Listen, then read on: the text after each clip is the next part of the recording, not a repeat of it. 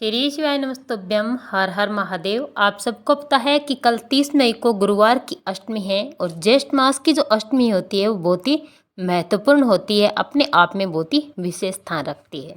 और मात्र आपको इस दिन आटे का एक शाम को तुलसी दीपक जलाना है, जिससे आपके जीवन के सारे संकट दूर होंगे, धन की समस्या आपके जीवन से हमेशा के लिए दूर होगी और माता लक्ष्मी का निवास आपके घर में होगा। सुख समृद्धि बनी रहेगी, आपका परिवार हमेशा खुश रहेगा।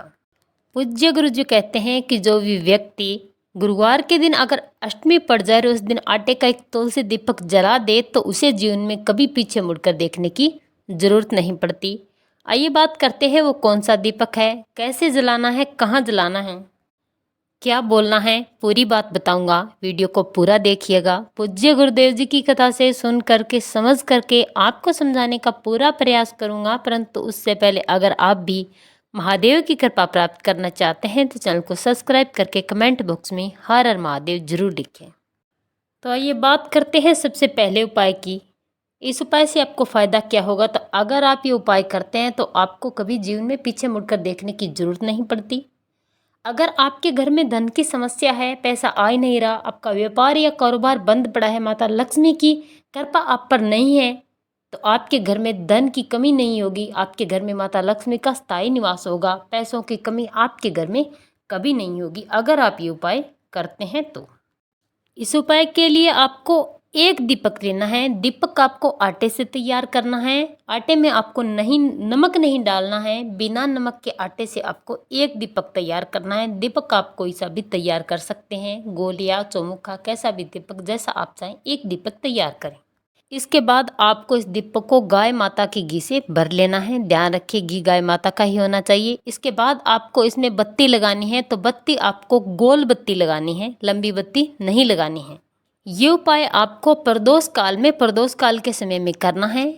प्रदोष काल में आपको इस दीपक को लेकर जाना है अपने घर के मुख्य द्वार के बाहर। जब आप अपने घर में प्रवेश करते हैं, प्रवेश करते समय जो आपके हाथ का राइट साइड होगा, आपका राइट साइड होगा, जिस तरफ आपको इस दीपक को रख देना है। रखने के बाद आपको करना क्या है, भगवान श्री हरि का ध्यान करते हुए आपको इस दीपक को प्रज्वलित करना है। और दीपक प्रज्वलित करने के बाद आपको अपने घर में जो भी अनाज है, चाहे गेहूं है, चावल है, चाहे तिल है, जो भी अनाज आपके घर में है उसका 2 दाना आपको लेना है। और इस दीपक में आपको अपना नाम और गोत्र बोलकर अपनी मनोकामना करके आपको इस दीपक में डाल देनी है। अगर आप अपने घर के किसी दूसरे सदस्य के लिए ये उपाय कर रहे हैं तो आपको उस व्यक्ति का नाम और गोत्र बोलना है, मनोकामना बोलनी है और ये 2 दाने अनाज के आपको इसमें डाल देने हैं। इससे आपके घर की, आपके जीवन की जो भी समस्या होगी वो बहुत ही जल्द पूरी होगी। उपाय बहुत ही आसान है, करिएगा जरूर। चलिए बात करते हैं दूसरे उपाय की। अगर आपके जीवन में परेशानी अधिक है, इधर उधर भटक रहे हो, आपका काम बन ही नहीं रहा, अगर आप कोई काम करते हैं उसमें रुकावट आ जाती है, आप अपने काम में असफल होते रहते हो, तो आपको ये उपाय करना चाहिए।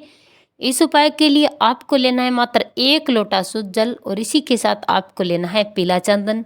इन दोनों चीज़ों को लेकर आपको चले जाना है महादेव के मंदिर में शिवलिंग के पास और सबसे पहले आपको 1 लोटा जल महादेव की शिवलिंग पर समर्पित कर देना है। समर्पित करने के बाद आप जो भी पूजा करना चाहो, आप फूल या बेलपत्री अर्पित करना चाहो, उसे महादेव की शिवलिंग पर समर्पित कीजिए। इसके बाद आपको करना क्या, आप अपने साथ जो पीला चंदन लेकर आए उस पीले चंदन का आपको पेस्ट बनाना है। पेस्ट बनाने के बाद अपने हाथ की जो बीच की 3 उंगलियां है, उस 3 उंगलियों से आपको महादेव की शिवलिंग पर त्रिपुंड बनाना है। त्रिपुंड बनाते समय आपको अपनी मनोकामना करनी है।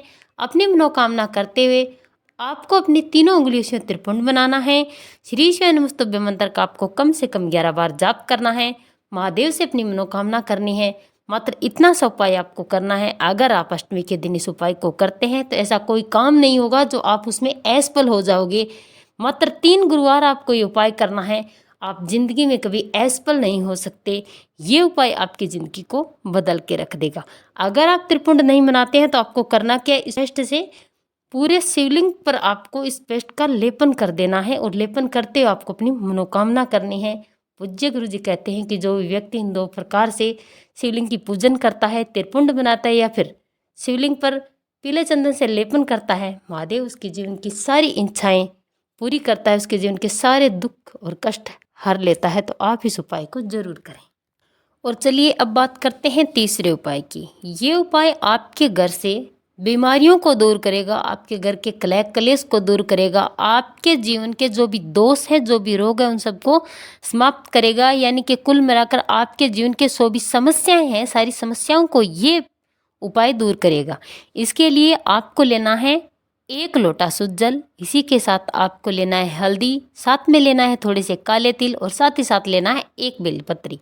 इन सब को लेकर आपको चले जाना है महादेव के मंदिर में शिवलिंग के पास। सबसे पहले आपको उत्तर दिशा की तरफ मुँह कर लेना है।